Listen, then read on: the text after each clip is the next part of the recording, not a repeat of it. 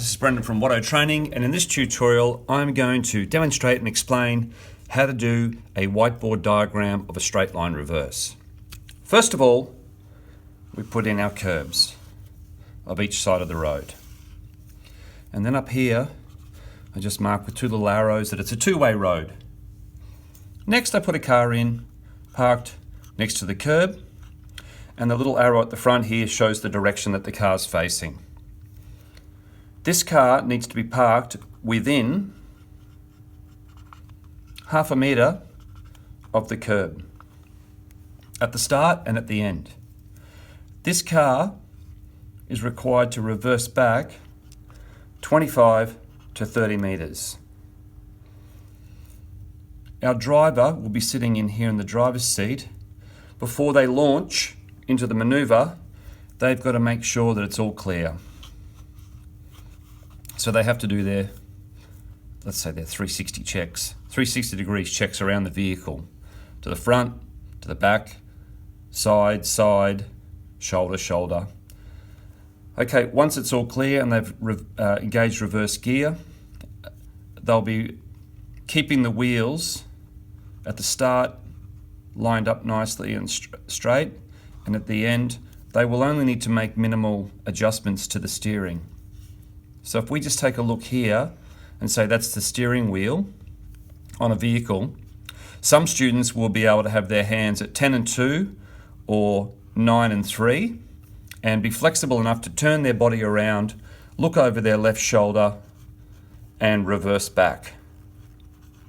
Other students will put their right hand up around the top of the steering wheel somewhere here, and they will brace with their left hand and turn and look out the back and do it that way. So there's more than one way of doing the steering technique on this, but the main thing is when the learner's making adjustments, they'll only be making gentle steering adjustments between 11 and 2 on the steering wheel. No big sweeps of the wheel, because otherwise they'll be going all over the place up the road. Okay, so that we've addressed the issue of our steering. I mentioned a little bit about doing our 360 visual checks before we start. During the manoeuvre, the key thing to keep in mind is that with the driver's vision, they need to predominantly look out the rear window. So make sure that your student is looking over that left shoulder up the road and scanning the road environment. I wouldn't have a student do that 100% of the time, just predominantly, mostly, because they also need to be still monitoring what's happening around them with vehicles that may possibly be coming up the road, pedestrians, scooters, etc., skateboards, because we have to take that responsibility. Okay, the next thing I always look at is what are the students doing with their speed during manoeuvres.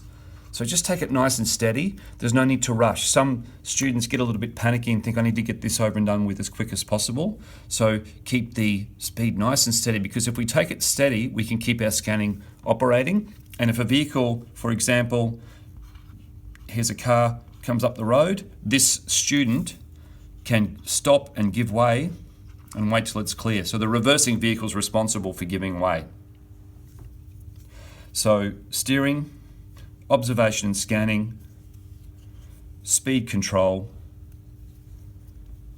and staying off the curb as well. So that's a whiteboard diagram I've just used. The power of the whiteboard diagram is it visually represents what we're actually achieving, and it gets the student up on top like they're in a helicopter looking down and helps them get an appreciation, especially for our visual learners.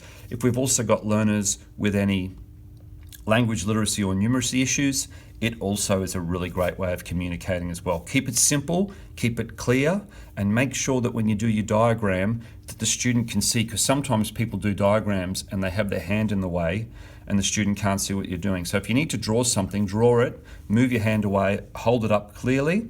And the power of the whiteboard diagram is that we construct the diagram with the pen and with the whiteboard. It's great having set diagrams where we just show people all the information, but I find students are also quite inclined to ask questions with this because they know in the back of their mind that we can rub things out and construct diagrams, etc. as well. So don't underestimate the power of the whiteboard diagram when you're communicating with your students.